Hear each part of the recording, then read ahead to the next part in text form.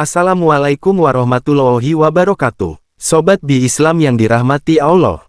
Agama Islam memandang keharmonisan sebagai hal penting bagi pasangan suami istri dalam membangun rumah tangga. Namun terkadang, ada saja ujian di dalamnya. Di antaranya adalah datangnya sosok orang ketiga, yang kemudian merusak keharmonisan yang sudah dibina.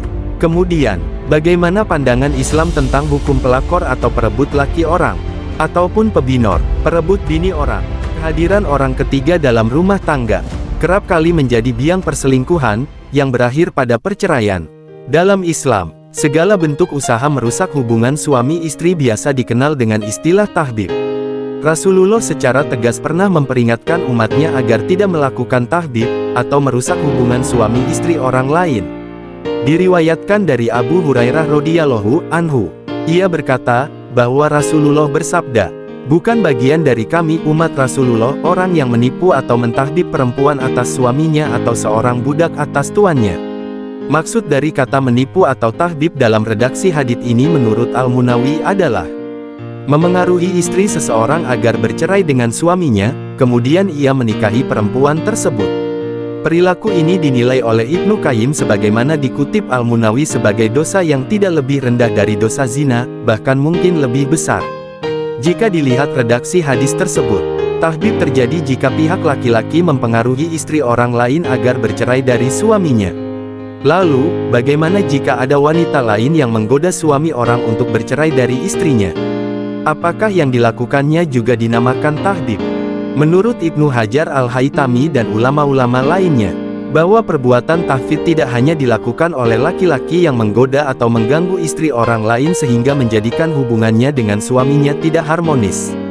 Namun lebih dari itu, segala bentuk usaha oleh pihak ketiga, baik laki-laki ataupun perempuan dengan tujuan merusak hubungan suami istri dikategorikan dalam perbuatan tahdib.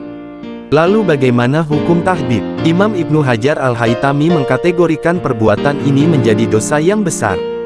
Dalam kitabnya, Az-Zawajir, An-Ihtiraf Al-Kabair, beliau menyebutkan jika dosa besar yang ke-257 dan 258 adalah merusak seorang wanita agar terpisah dari suaminya dan merusak seorang suami agar terpisah dari istrinya. Hal ini didasarkan pada hadis Rasulullah yang menyatakan bahwa pelaku perbuatan ini tidak diakui bagian umat beliau. Dan ini terhitung sebagai ancaman berat. Hukum pernikahan pelakor atau pebinor. Apabila seorang pelakor kemudian menikah dengan mantan suami orang, atau pebinor menikah dengan mantan istri orang, maka apakah pernikahannya adalah sah? Dalam hal ini, jumhur ulama berpendapat bahwa pernikahan tersebut dianggap sah jika syarat dan rukunnya terpenuhi. Namun menurut mazhab Malikiyah, pernikahan tersebut dianggap tidak sah. Terlepas dari sah atau tidak sahnya pernikahan tersebut, tindakan yang sudah dilakukan berupa tahdib tetap dianggap sebagai dosa besar.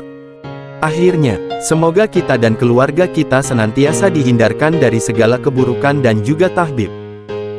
Wallahu a'lam bishawab.